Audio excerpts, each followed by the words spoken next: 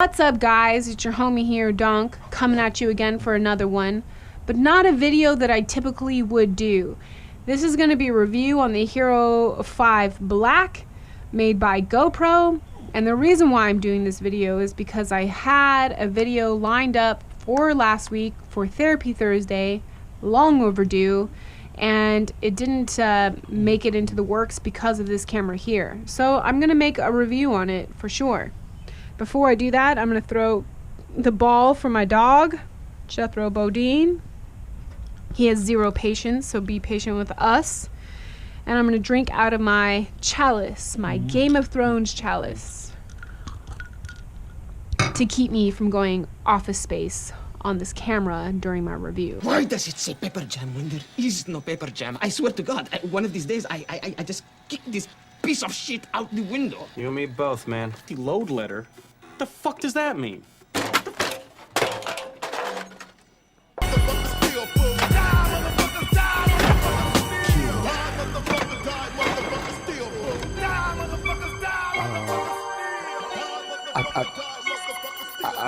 think it's something in the water, man. It's gotta be in the water. So, bottom line up front, would I recommend this camera to anybody? Nope. Absolutely would not. In fact, I would go so far to say that I would not recommend this camera to anybody, even if they gave it to you for free. You know that saying that I've had it up to here? Well, wherever here is, I'm there. I'm telling you, this camera has created nothing but absolute frustration for me. But you know, there are going to be some watchers out there. They're going to say, Blair, that was such a biased negative review. Okay, Karen, well, let me start off with the pros. Not like I'm trying to sell you guys on this camera, but let me start off with the pros and at least make it fair. Okay, so what I do like about this camera is the review screen. Let me go ahead and power it on. If it works.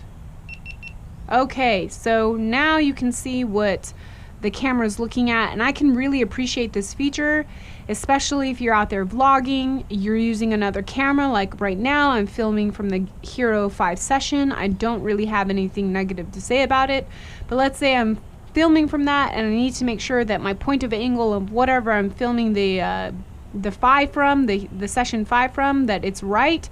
I can easily take that SD card, put it into this camera, and make sure that placement is good to go by using the video playback. So I like that part. The other thing that I like is that you could put it on a tripod, something similar to this, and make sure that your camera angle is good to go. So I do like that feature. I do like the wide selection of the fields of view that you have for this camera. I can appreciate that it's shot in 4K. However, that's also a con because 4K cannot be shot at 60 frames per second while utilizing the video stabilization mode. So in my personal opinion, what's the point? I like that it's touchscreen, that I can change whatever I want. It's very, very easy to understand, so easy that a caveman can do it. That's great. Appreciate all of these wonderful things that GoPro put into this particular model.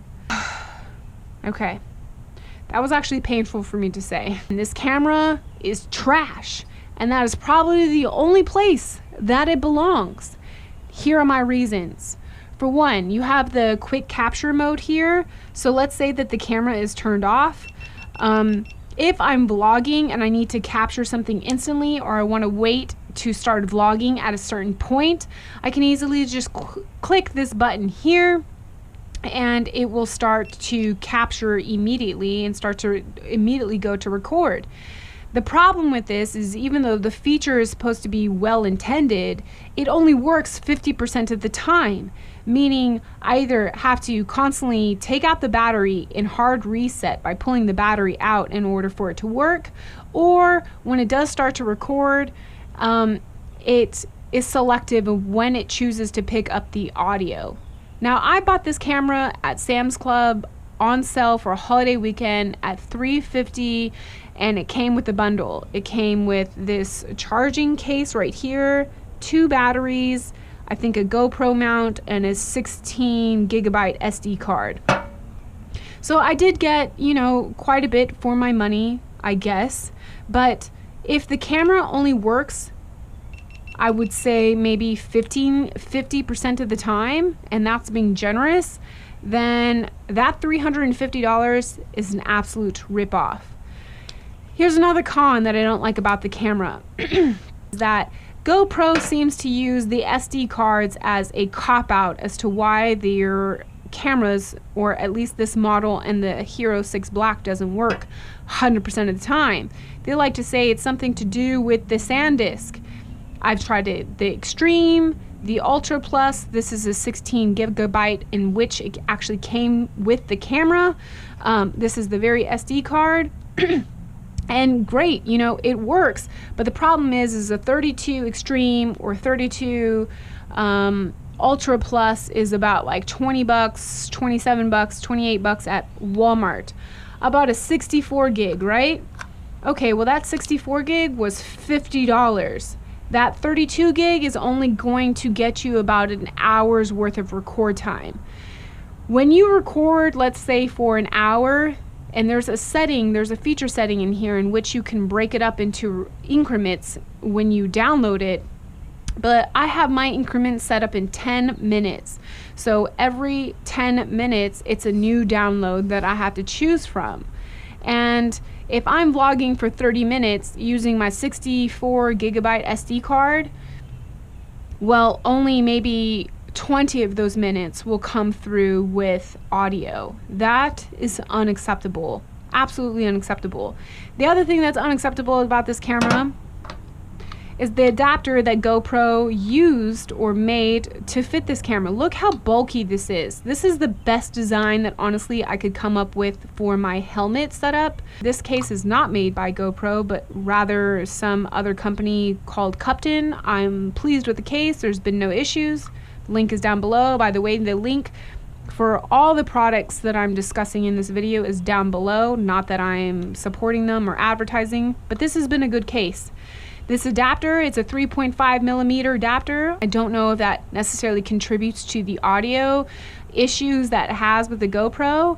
This is completely bulky. It's made by GoPro. So either way, both of these products are made by the same company. They both should work no matter what. It's not like this is some third-party adapter.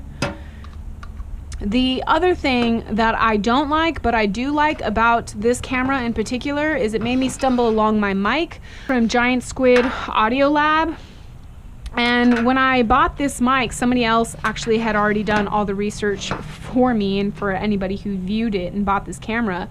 Is this camera, apparently, if a certain type of output, it starts to crackle when you go over 60 miles per hour, 70 miles per hour. So basically my only option was to buy this mic by Audio Lab.